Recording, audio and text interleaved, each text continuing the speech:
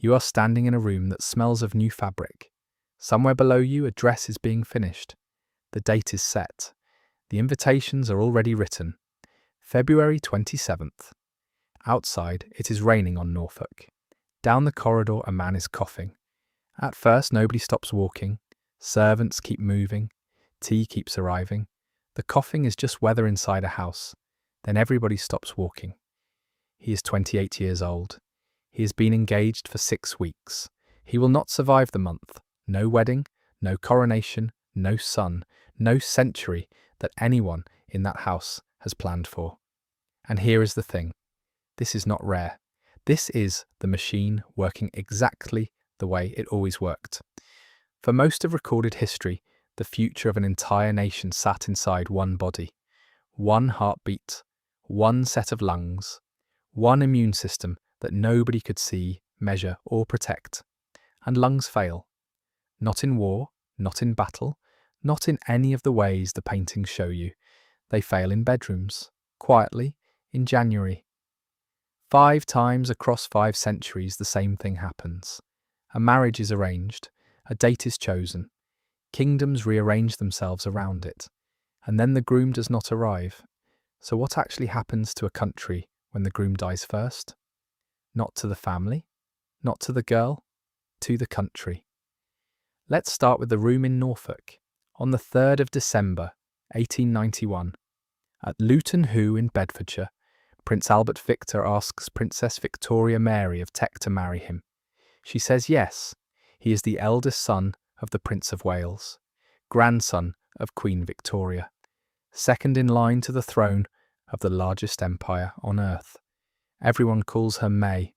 The wedding is fixed for the 27th of February, 1892, under 3 months away. He does not reach it. In early January, he catches influenza. Not the ordinary kind. This is the tail end of a pandemic that has been rolling across Europe since 1889, killing roughly 1 million people. The influenza becomes pneumonia. Pneumonia in 1892 has no treatment. There is no penicillin. There is no oxygen. There is only a doctor, a fire, and time.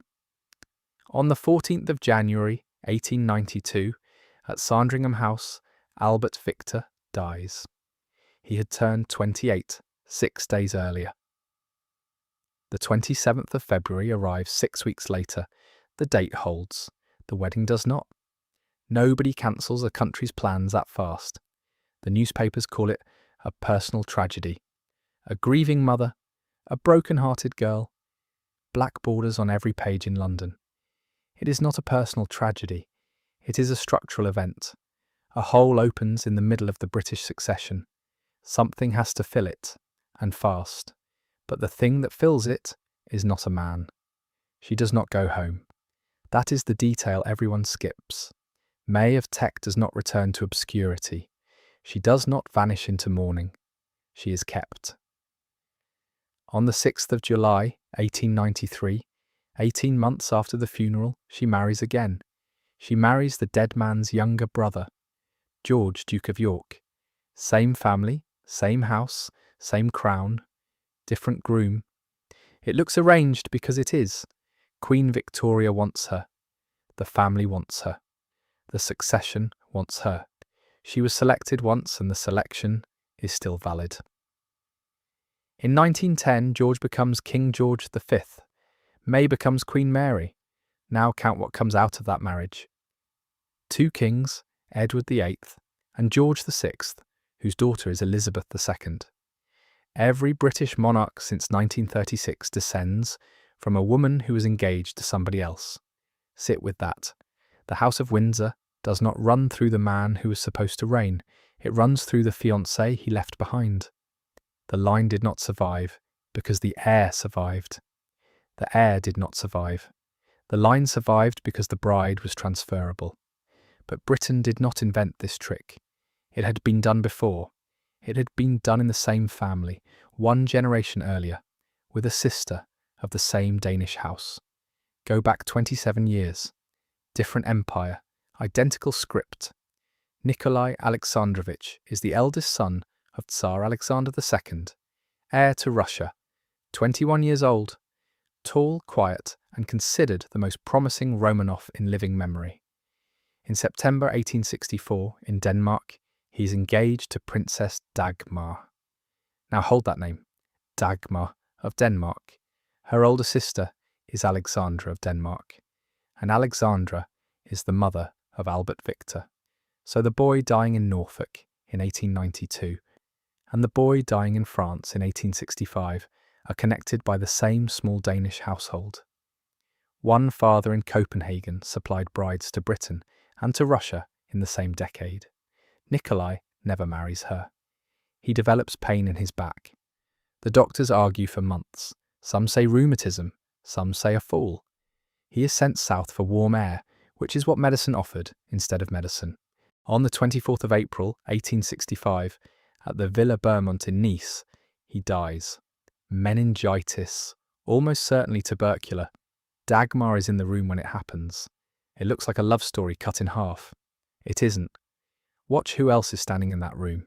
His younger brother is there. And that brother is about to inherit two things at once. The brother is Alexander. On the 9th of November, 1866, 18 months after the death, he marries Dagmar. She converts to Orthodoxy. She takes a new name, Maria Feodorovna. Sound familiar? It should. It is the exact sequence that will run in England 27 years later. The heir dies. The brother steps forward. The bride stays. In 1881, Alexander II is blown apart by a bomb in St. Petersburg. Alexander III becomes emperor.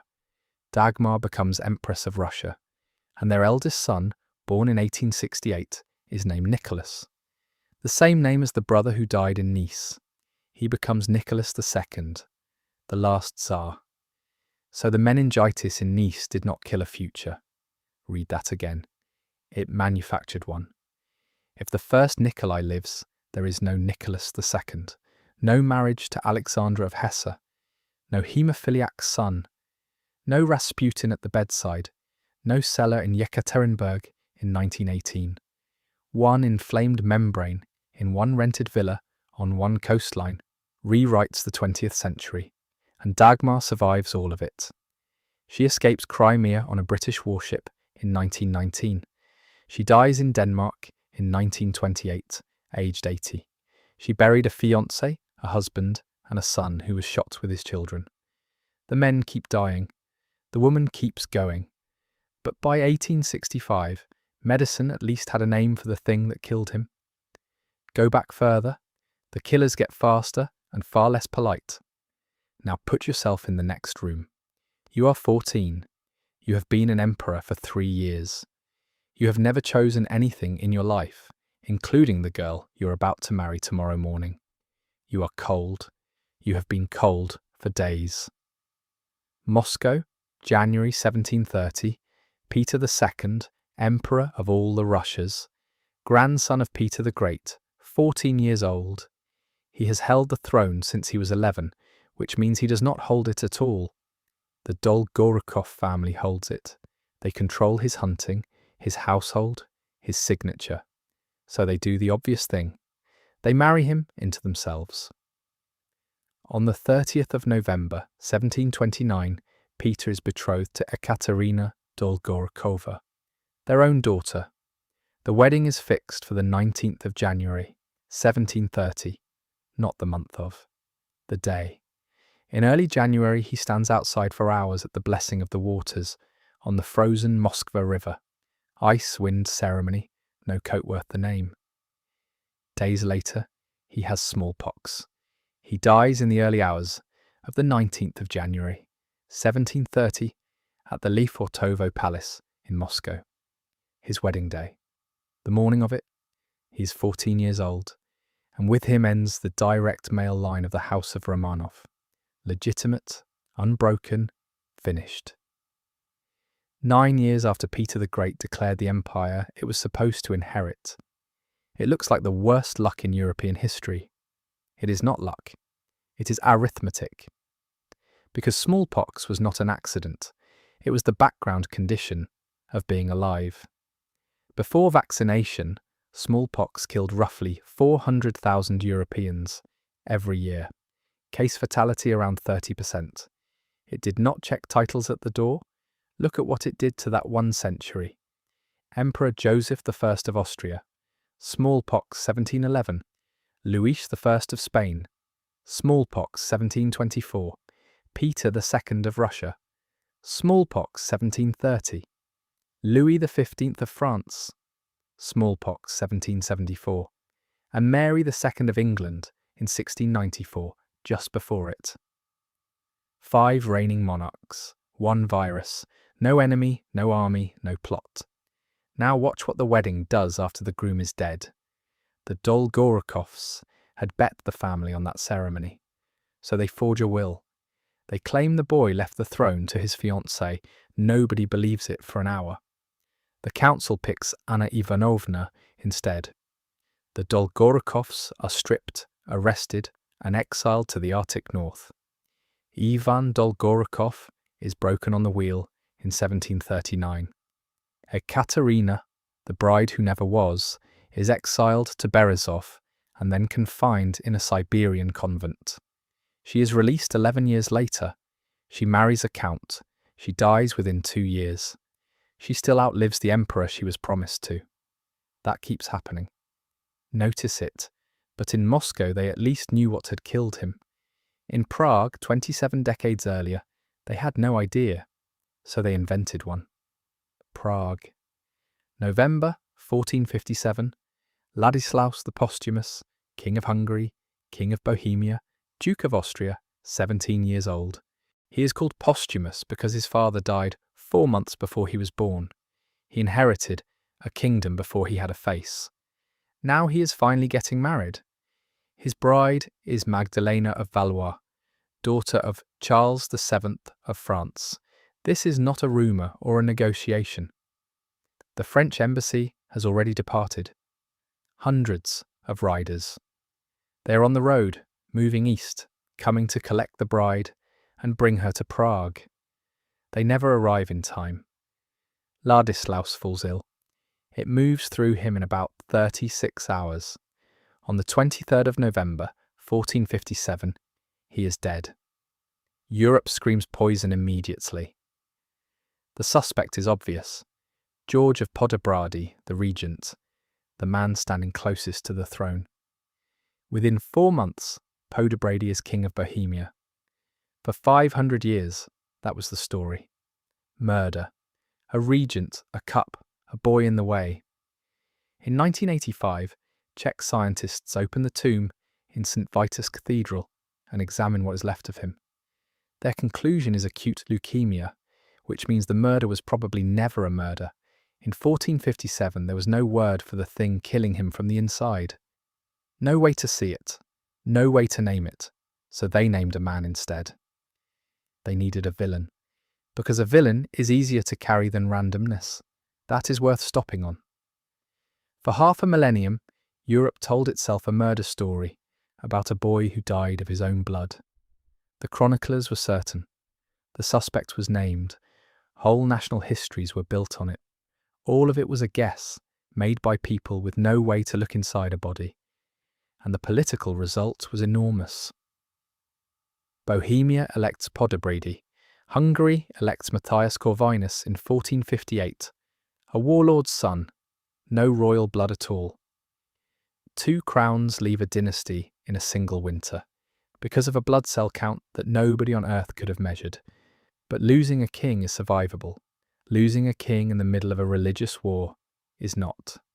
England. The 1st of July, 1543, the Treaty of Greenwich. Edward, only surviving son of Henry VIII, is 5 years old. He is formally betrothed to Mary, Queen of Scots. She is 7 months old. Read that again. The bride is an infant. 2 babies are being used to merge 2 kingdoms into one island. By December, the Scottish Parliament has torn the treaty up. Henry's response is 8 years of war. The English later call it the rough wooing. It is a wooing the way a fire is a light source. Edinburgh burned, Border abbeys burned, crops burned in a deliberate policy of starvation. On the 10th of September, 1547, at Pinkie Clough, outside Edinburgh, an English army destroys a Scottish one. Estimates of the Scottish dead run to around 10,000 men in a single afternoon. And it fails. Completely. Worse than fails. It drives Scotland into the arms of France, which is the exact thing the war was fought to prevent. Mary is smuggled to France in 1548 and betrothed to the French heir instead. So the wedding that was supposed to unite the island permanently splits it, arms it, and hands Scotland to England's oldest enemy. All of it downstream of a treaty signed over 2 children who could not yet speak. So England burns Scotland for 8 years over a wedding and loses the bride anyway. But the groom is still alive, for now. Edward becomes king in 1547, at 9 years old. In 1551, a new French treaty betroths him to Elizabeth of Valois, another princess. Another wedding scheduled, another one that never happens. Because by early 1553, the boy is coughing blood. On the 6th of July, 1553, at Greenwich Palace, Edward VI dies, 15 years old. A lung infection that historians still argue about, tuberculosis being the usual verdict. No wife, no child. And he was the most aggressively Protestant monarch England had ever produced. So on his deathbed, he tries to rewrite the succession by hand. He names Lady Jane Grey. She reigns 9 days. Then Mary takes the throne, Catholic. England is returned to Rome. Roughly 280 people are burned alive for heresy in 5 years. Then Mary dies childless in 1558, and Elizabeth reverses the whole thing again. 3 religious settlements in 11 years. 3, because one 15-year-old's lungs gave out before he could produce a son. But look at all 5 of these stories together now. What they share is not the deaths, it is what was standing behind each of them, or what was not. Line them up and one variable decides everything. Not the illness, not the century, not the kingdom, the brother. Albert Victor had George, so the crown moved 1 room over, married the same woman, and Britain barely flinched. Nikolai had Alexander. Same move, same bride. Russia continued without a pause. 2 heirs die, 2 dynasties survive intact, because there was a second body waiting. Now look at the other 3. Peter II had nobody. No brother, no son, no legitimate male Romanov left anywhere on earth. So the throne goes sideways, to a niece of Peter the Great, then to an infant, then to a coup, then to a German princess who seizes it outright and calls herself Catherine the Great. Ladislaus had nobody. So 2 kingdoms hold elections and hand themselves to men outside the bloodline. Edward VI had no brother either, only 2 half-sisters who hated each other's religion. So England changes its faith twice in 5 years and burns people over the difference. There it is, the whole pattern in one line. When there was a spare, the wedding was replaceable. When there was not, the century broke. Everything Europe called destiny was really just inventory. How many living sons were in the house that year? But even that misses the deeper problem. Step back and look at the mechanism itself. For roughly 1,000 years, European politics ran on one technology. Not armies, not money, marriage. Every peace treaty was a marriage. Every alliance was a marriage. Every border on the map was drawn by somebody's wedding, which means every single one of those arrangements had the same point of failure. A body. And bodies in that world were not reliable. Roughly 1/3 of European children died before the age of 5. Wealth bought food, fires, and warm rooms. It did not buy antibiotics because antibiotics did not exist until 1928. So Europe built its entire political order on the survival of named individuals in a world where named individuals routinely did not survive. Every treaty was written on a person. And people die. It looks like a run of tragedies. It is not. It is one design flaw, firing over and over, exactly as designed. But the real heir was never the man. Go back through all 5. In every case, the groom is treated as the load-bearing wall, and in every case, he is the part that breaks. So watch who is still standing afterwards. Mary of Teck outlives her first fiancé by 61 years. Dagmar of Denmark outlives hers by 63. Magdalena of Valois outlives Ladislaus by 38. She marries into Navarre and rules it as regent. Mary, Queen of Scots, outlives Edward by 34. Even Ekaterina Dolgorukova, exiled to Siberia, outlives her boy emperor by 17. Not one of these women was the plan. All of them were the outcome. The crown did not pass through the men. It passed around them. It moved sideways, through the women who were left over when the arrangement collapsed. Mary of Teck dies in March 1953, 10 weeks before her granddaughter's coronation. She is the reason there is a coronation to miss. So look again at the curse. It is not a curse. It is influenza. It is meningitis. It is smallpox. It is leukemia. It is tuberculosis. 5 men, 5 weddings, 4 microbes, and 1 mutation. Not one of them was killed by an enemy. Not one by a rival. Not one by a plot, despite everything Europe wanted to believe. They were killed by things too small to see, in a world that had no way to see them, in rooms where the invitations had already gone out, and that is the part worth keeping. We tell dynastic history as a story of decisions, kings choosing, empires planning, bloodlines engineered across centuries like architecture. It was never that. It was bodies, fragile, feverish, unreliable bodies, carrying the weight of continents on a lifespan nobody could guarantee past Tuesday. Every map you have ever looked at was drawn partly by chance. Which prince made it to 20? Which one caught something in January? Which house happened to have a second son that year? We call the survivors great. We call the rest cursed. Neither word is doing any work. Both are just names for luck we did not understand at the time. We are not as different as we think. We have better medicine. We do not have better plans. Every institution you live inside still balances on people who can be gone by the end of the week. So here you are again. You're standing in a room that smells of new fabric.